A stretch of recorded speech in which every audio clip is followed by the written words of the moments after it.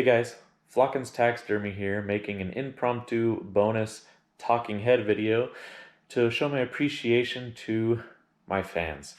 Uh, the first few years of my extremely humble beginnings, I had 75 followers. Most of them were my Facebook friends obliging in my hobby.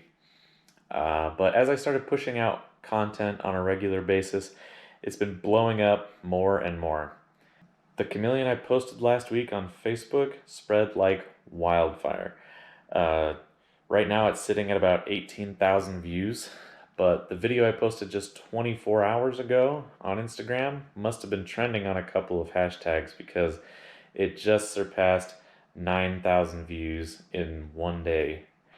I had to turn my Instagram notifications off on my phone because this became an hourly problem for me.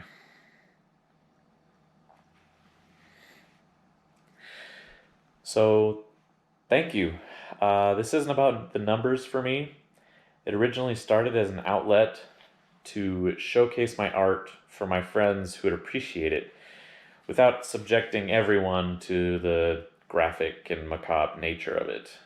I know it's not for everyone.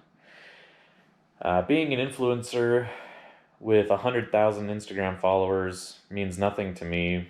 I'd rather have 20 followers who appreciate the art that I do. I wouldn't ask you to scatter my videos to the four winds, but I do try and ask that you share my videos with 2 or 3 of your weirdest friends who would appreciate it.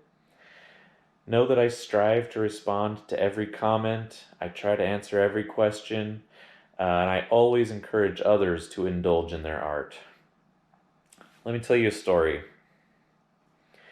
When I had a small beetle colony of a couple hundred that I hand-picked off some roadkill in Central Valley, California, I had all sorts of potential and aspirations as to where I wanted to go with this. I followed some big hotshot Instagrammers in the hobby for inspiration. One time someone made a beautiful piece of art that featured a human bone. I commented saying how much I appreciate this piece and how it inspired me, and one day I wish to make something as beautiful, but what would you recommend using for those of us who don't have access to human remains? What he told me was, why would I give advice to someone just so they can go mass produce cheap Chinese knockoffs of my art? I was pretty crushed by that remark. I really looked up to this artist, and it was a cliche movie moment when you meet your hero and find out they're just a big jerk. Not just him, but a lot of people jumped on that wagon, calling me garbage for asking such a question. I later found out that another local artist I admire ended up blocking me from that thread, along with several others. So just know I will answer every question. I always strive to use the best methods in everything I do. I do not commit the bone sins. I do not boil or bleach bones, or nor do I condone any of those damaging methods. I will always strive for the best practices. In the meantime, I hope you learn a thing or two. I hope you make it your own. I will never suppress another person's art.